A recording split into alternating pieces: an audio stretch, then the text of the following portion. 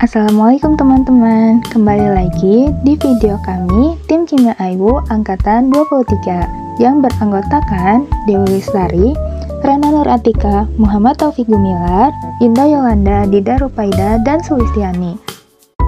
Pada video kali ini, kami akan menjelaskan mengenai analisis kuantitatif lipid. Analisis ini diuji untuk mengetahui kadar lemak yang berada dalam bahan pangan atau sampel. Metode yang digunakan pada analisis ini yaitu metode Shockley. Nah, ujinya itu dilakukan menggunakan pelarut nonpolar, di mana pemisahan terjadi karena perbedaan titik didih antara pelarut dan sampel lemak. Reaksi yang digunakan dalam analisis ini yaitu pelarut heksan dan sampel susu bubuk. Untuk perhitungannya bisa teman-teman lihat pada gambar yang tertera. Kadar lemak sama dengan W1 atau massa labu didih berisi sampel dikurangi W0 atau massa labu didih yang tidak berisi sampel dibagi dengan W atau massa sampel dikali 100%. Selanjutnya kita masuk pada tahap preparasi. Pertama, teman-teman keringkan terlebih dahulu labu didih di dalam oven selama 15 menit untuk memastikan labu didih benar-benar dalam keadaan yang kering.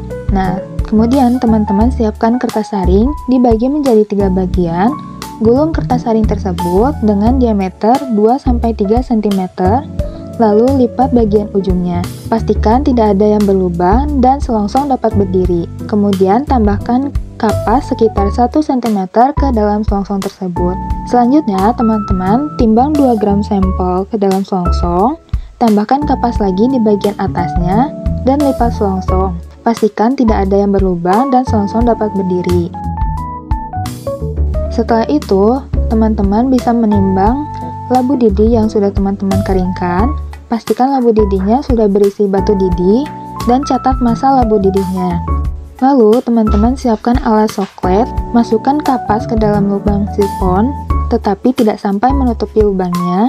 Fungsinya untuk menyaring pengotor pada pelarut. Kemudian teman-teman masukkan selongsong berisi sampel ke dalam Shockley dalam posisi berdiri, lalu tambahkan pemberat. Nah, setelah itu pasang alat Shockley dengan labu didih. Barulah teman-teman tambahkan pelarut heksan ke dalam alat Shockley sampai volumenya penuh. Tunggu sampai pelarut turun ke dalam labu didih. Barulah teman-teman tambahkan kembali heksan sampai sampelnya itu terendam.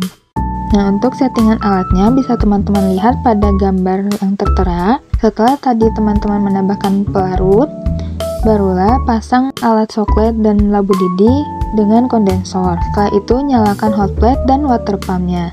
Ekstraksi lemak dilakukan selama kurang lebih 6-8 jam. Ekstraksi ini dihitung mulai dari tetesan pertama pelarut.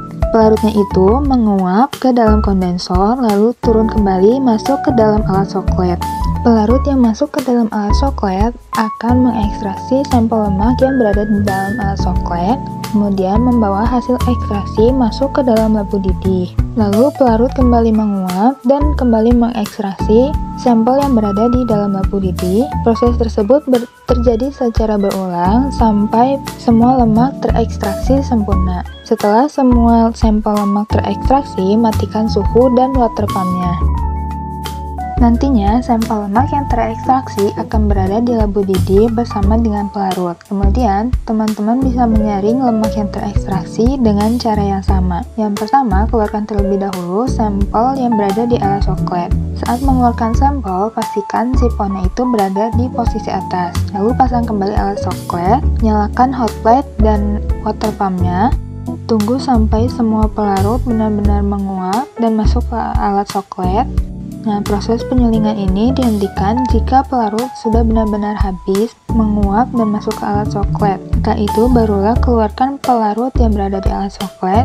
Pastikan saat mengeluarkan pelarut, sifon berada di posisi atas. Kemudian keringkan labu didih berisi sampel lemak di dalam oven selama kurang lebih 15 menit.